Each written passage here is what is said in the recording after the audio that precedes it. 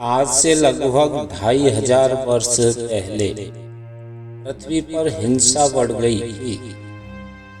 धर्म के नाम पर निर्दोष पशुओं का वध हो रहा था।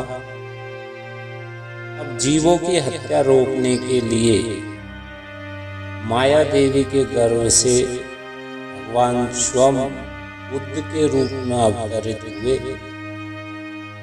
उनके पिता का नाम शुद्धोदन था। उनकी राजधानी कपिलवस्तु थी। भगवान बुद्ध के बचपन का नाम सिद्धार्थ था। सिद्धार्थ के जन्म के बाद उनकी माता का देहांत हो गया। सिद्धार्थ का पालन पोषण उनकी विमाता गौतमी देवी ने किया। ज्योतिषियों ने कहा था कि राजकुमार या तो चक्रवर्ती राजा होंगे या विरक्त होकर जगत का कल्याण करेंगे। महाराज शुद्धोदन ज्योतिषियों की इस बात से चिंतित रहते थे। उन्होंने राजकुमार के लिए एक बहुत बड़ा भवन बनवा दिया था।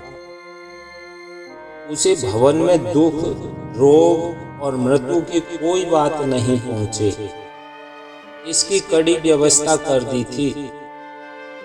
राजकुमार का विवाह राजकुमारी यशोधरा से हुआ था। उनके पुत्र का नाम राहुल था। राजकुमार सिद्धार्थ अत्यंत दयालु थे। एक बार उन्होंने पिता से नगर देखने की आज्ञा मांगी। राज्य की ओर से ऐसी व्यवस्था हो गई कि राजकुमार को नगर में कोई दुखद दृश्य न दिख पड़े। लेकिन होनहार को कौन रोक सकता है। नगर घूमते समय एक बूढ़ा आदमी सिद्धार्थ को दिखाई पड़ा। इसी प्रकार जब वे दूसरी बार नगर घूमने निकले तो एक रोगी उन्हें मिला। तीसरी बार एक मुर्दा उन्होंने देखा। इन दृश्यों को देखकर संसार के सब सुखों से उनका मन हट गया। संसार के सुखों से वैराग्य हो जाने पर अमरता की खोज का सिद्धार्थ ने निश्चय कर लिया। एक दिन आधी रात को वे चुपचाप राजभवन से निकल पड़े। वन में कठोर तप करने लगे। अंत में ज्ञान बोध को प्राप्त करके सिद्धार्थ से भगवान बुद्ध हो गए। भगवान बुद्ध कहते थे, संसार दुख में है। संसार के पदार्थों को पाने की तृष्णा ही दुख का कारण है। तृष्णा का सर्वथा नाश होने से दुख का नाश होता है। राग, द्वेष और अहंकार को छोड़ देने से ही जीवन की मुक्ति होती है।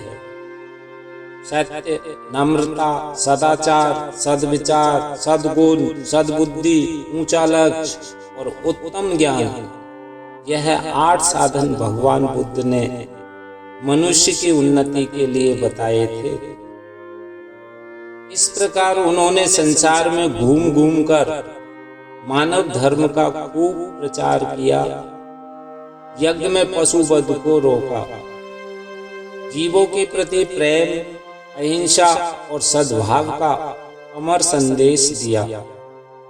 आज भी भगवान बुद्ध के उपदेश जन जन के लिए कल्याणकारी हैं। अहिंसा के अवतार भगवान बुद्ध को हम सब नमस्कार करते हैं। दोस्तों, मिलते हैं अगले वीडियो के साथ। तब तक आप अपना ख्याल रखना और हमेशा मुस्कुराते रहना।